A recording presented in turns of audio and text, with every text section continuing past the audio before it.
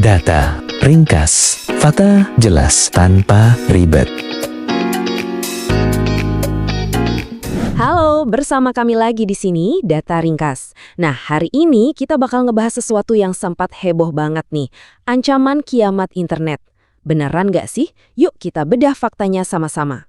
Pasti pernah dengarkan soal desas-desus, breakout 7 hari, atau bahkan kiamat internet yang viral itu? Nah, di sini kita akan coba pisahin mana yang cuma fiksi dari media sosial dan mana fakta ilmiah yang sebenarnya. Oke, jadi begini rencananya. Pertama, kita bongkar dulu hoax blackout 7 hari. Terus kita dalemin sains di balik badai matahari yang sebenarnya. Kita cek juga gimana kondisi matahari kita sekarang. Dan terakhir, kita lihat gimana sih persiapan kita buat ngadepin ancaman nyata ini ke depannya. Langsung aja kita mulai ya. Oke, kita masuk ke bagian pertama. Jadi, dari mana sih semua kepanikan ini datang? Semuanya itu berawal dari satu narasi. Narasi viral yang bilang bakal ada mati listrik dan internet total di seluruh dunia. Dan cerita ini, wah, nyebarnya cepet banget, kayak api. Gimana caranya? Pinter banget. Mereka itu nyampur-nyampurin fakta, kayak siklus matahari yang emang beneran ada, sama kejadian-kejadian lain yang sama sekali nggak nyambung. Tujuannya, ya buat bikin ramalan bencana global yang kedengerannya meyakinkan banget. Terus, pertanyaannya, kok bisa sih hoax ini jadi begitu meyakinkan buat banyak orang? Kuncinya itu ada di campuran yang cerdas antara sedikit kebenaran dan ya bumbu fiksi yang banyak. Nah, di tabel ini kita bisa bedah nih cara kerjanya. Jelas banget polanya.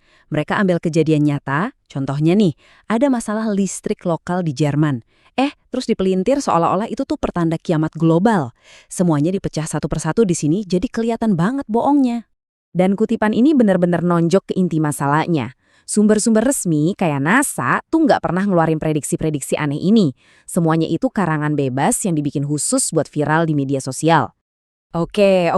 Bagian fiksinya udah kita singkirin jauh-jauh. Sekarang, yuk kita bahas kenyataannya yang sebenarnya jauh lebih menarik.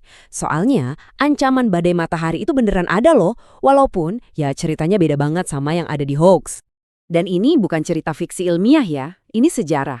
Badai matahari yang dahsyat itu udah ngeganggu teknologi kita selama lebih dari 150 tahun. Dan dampaknya ya signifikan banget. Nah, penting banget nih buat kita bedain dua hal ini. Ada yang namanya solar flare, itu kayak kilatan cahaya, semburan radiasi super cepat. Terus ada CME atau lontaran massa corona.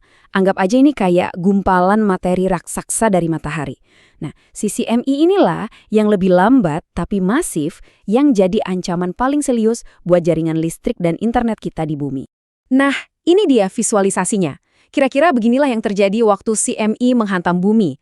Coba bayangin, ada awan partikel raksasa yang nabrak perisai magnet planet kita. Benturan inilah yang jadi pemicu reaksi berantai di permukaan bumi. Arus terinduksi geomagnetik atau kita sebut aja GIC.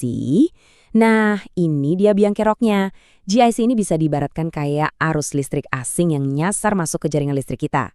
Efeknya, trafo tegangan tinggi bisa kepanasan, bahkan sampai rusak. Dan akhirnya, seluruh jaringan listrik bisa goyah atau bahkan padam. Oke, kita balik lagi ke siklus matahari 25 yang jadi kambing hitam di hoax tadi. Gimana sih kata para ahli dan data resmi soal ini? Nih, angka kuncinya, 115. Ini adalah prediksi jumlah puncak bintik matahari buat siklus kita yang sekarang. Dan puncaknya diperkirakan sekitar Juli 2025.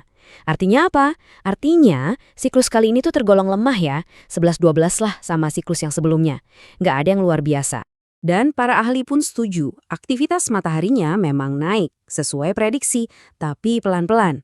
Jadi, ini sama sekali bukan pertanda bakal ada badai super dahsyat yang heboh digembar-gemborkan di hoax itu. Nah, soal Parker Solar Probe ini, sering banget namanya dicatut dan disalahartikan dalam hoax. Padahal misi dia yang sebenarnya itu bukan buat jadi tameng internet.